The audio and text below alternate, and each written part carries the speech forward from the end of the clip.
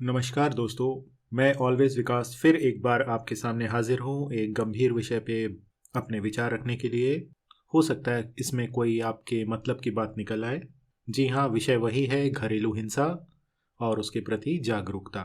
दोस्तों, ये जो संबंध होता है, पति पत्नी का कह लीजिए, प्रेमी प्रेमिका का कह लीजिए, बेसिकली जहाँ एक साथ एक छत के नीचे लोग रहते हैं, वहाँ अगर एक अब्यूज़र है या नार्सिसिस्टिक पर्सनालिटी डिसऑर्डर का शिकार व्यक्ति है और दूसरा विक्टिम है या पीड़ित है या पीड़िता है, तो अधिकतर केसेस में ये देखने को मिलता है कि उनमें से जो विक्टिम होता है, जो पीड़ित होता है, वो एक उम्मीद पर चलता है कि एक दिन सब ठीक हो जाएगा।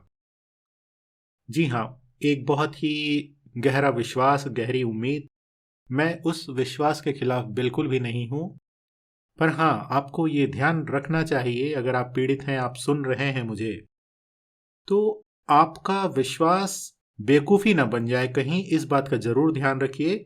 क्योंकि ये आपकी जिम्मेदारी नहीं है कि किसी बिगड़ैल को या बिगड़े हुए इंसान को सुधारने के लिए आप सुधार गृह चला रहे हैं या रिहैबिलिटेशन सेंटर चला रहे हैं। ये आपकी जिम्मेदारी कतई नहीं है। आपको एक बेहतर जीवन जीना है जिसमें आप स्वतंत्र रूप से अपने सारे कर्तव्यों का निर्वहन कर सकें और किसी प्रकार से आप मानसिक व शारीरिक पीड़ा के शिकार ना हों और अपने बच्चों को एक बेहतर जिंदगी दे सकें। पर अगर आप सोचते हैं कि किसी को सुधारना आपकी जिम्मेदारी है, उसको रिहैबिलिटेट करना आपकी जिम्मेदारी है, तो बड़े खेद के साथ मैं कहना चाहूँगा कि आप शायद गलत राह पे चल रहे हैं। ये बिल्कुल आपकी जिम्मेदारी नहीं है।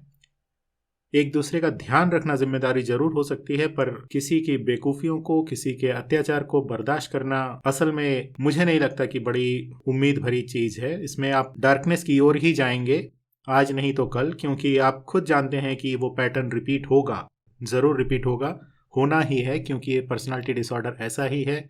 आप बेशक प्यार कीजिए, पर प्यार के नाम पे बेहुदगी को या बदतमीजी को या किसी प्रकार की हिंसा को बर्दाश्त मत कीजिए, क्योंकि ये प्यार नहीं है। जैसा मैं हमेशा कहता हूँ कि प्रेम में पीड़ा नहीं होती, और अगर आप मान चुके हैं प्रेम बिना पीड़ा के नहीं मिलता है, तो फिर शायद ये आपका पर्सनल अनुभव है जिसके विषय पे मैं कुछ भी नहीं कहना चाहूँगा। आप अपनी जगह बिल्कुल सही हैं और अपने विचारों पर, अपनी आस्था पर या अपने विश्वास पर या अपनी उम्मीद पर टिके रहिए। मुझे आपसे कोई शिकायत नहीं है। तो दोस्तों, अब मैं आपसे अलविदा कहना चाहूँगा। अपना वक्त देने के लिए बहुत बहुत शुक्रिया।